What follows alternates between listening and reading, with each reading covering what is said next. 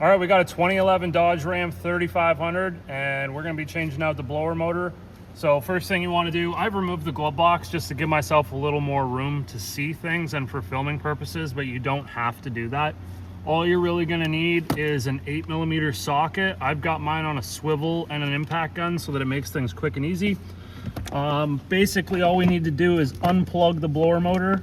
You'll see we've got a push tab on this connector. You squeeze it, pull this out, and then all it is literally 3 screws.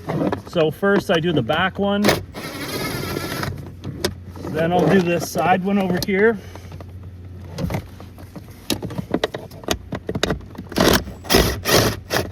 And then lastly, I do the easiest one. And I try to just hold the blower motor up while I take the screw out. And then you can just literally drop this thing down and it comes right out. Simple as that. Now this one was making some noise, but I'm guessing that it's probably inside of here. But anyhow, at this point you would take your new blower motor and then you would just check in here to make sure there isn't any leaves or anything. These trucks don't have cabin air filters from the factory.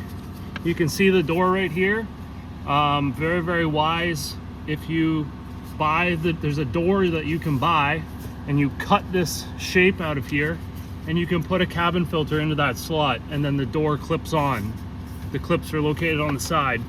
It's really gonna save your air conditioning core because dust and stuff comes from the outside and it goes directly into the HVAC box and it gets caught in your air conditioning condenser or yeah, your air conditioning core.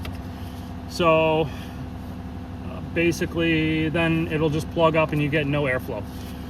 But now you just take this blower motor and you just line it back up, make sure that none of the cables get caught up in the way, make sure it's seated correctly, and then just try to get your screws started here and we'll just buzz those back in.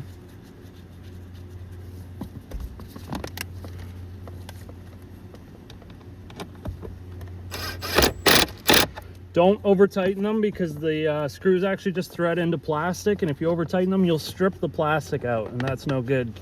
Difficult to fix.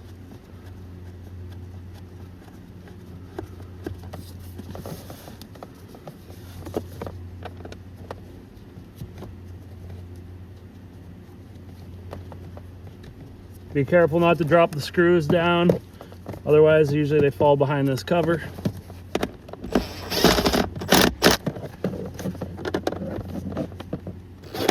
And then once you get that tightened in, all you got to do is just take your electrical connector, plug it back in, and that's all there is to it. You just turn the truck on, make sure that the blower motor works in all speeds. Got any questions, throw them in the comments. Hopefully this video helped you. Give it a thumbs up if it did. Don't forget to subscribe. We'll see you in the next one.